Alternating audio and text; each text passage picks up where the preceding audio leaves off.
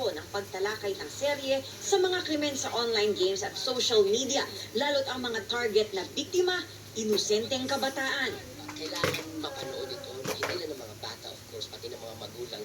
Marami ng mga masasamang tao, no? Hindi lang basta nakikita mo lang, nasa social media na yan sila. Kaya mag-iingat, nasa games na. It's a very real issue na kailangan talaga mapag-usapan. Kasi it's really not safe for kids to be chatting with mga mapagpanggap na tao na it might cause them danger. Athena Imperial updated sa Showbiz Ma, Happening. kanina may nagpupulo sa akin. Mga dagdag na kaso ang Sa irekomenda Roblox. ng investigador ng Ombudsman laban kina dating Siya Speaker Martin naiinis Romualdez. kasi Kaugnay ng pagtatago ng pera sa mga korporasyon.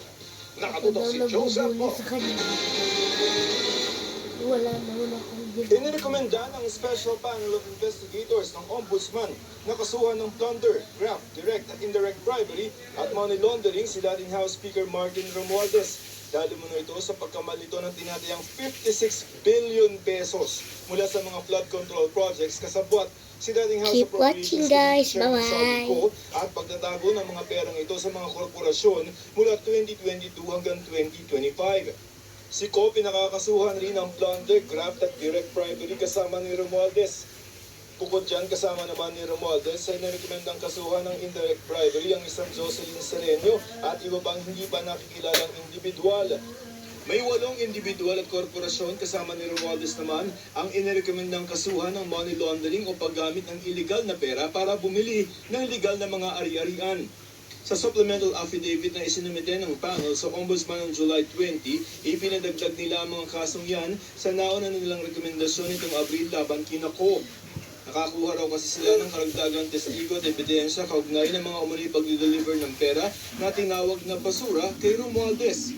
Ilan sa mga testimonyang pinagbasehan ng rekomendasyon ay ang kay dating Department of Public Works and Highways o DPWH Undersecretary Roberto Bernardo na nag-deliver daw ng mga commitments o kickback mula sa mga flood control project kay Ko at mga testimonya ni dating Marine Orly Gutesa at 8 dating bodyguard ni Ko na nagsabi na nag-deliver sila ng mali-maletang pera sa iba't ibang mga bahay ni Romualdez mula 2021 hanggang 2025.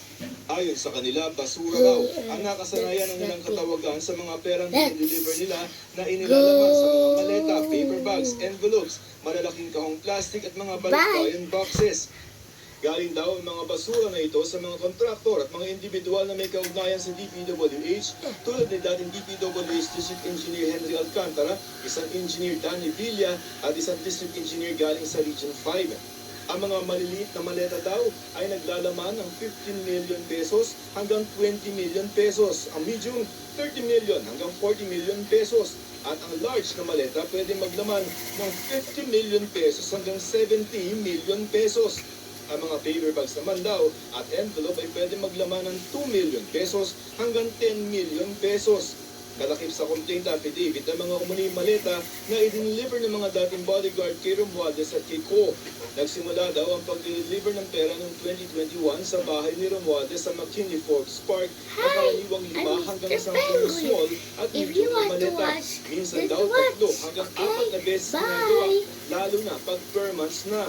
Idinetali sa supplemental complaint ang deliveries sa iba't ibang lugar at iba't ibang bahay ni Romualdez Did my just pet just talk to you guys? Noong September Please 2022, let me this panahon just ng chairman na si Ko ng House Appropriations Committee nag-deliver daw ng 10 large na maleta sa bahay ni Romualdez. May delivery ulit ng 28 maleta umano sa bahay ni Romualdez noong December 2022. 22 maleta naman ang i-deliver ulit sa McKinley sa Forbes Park noong November 2023.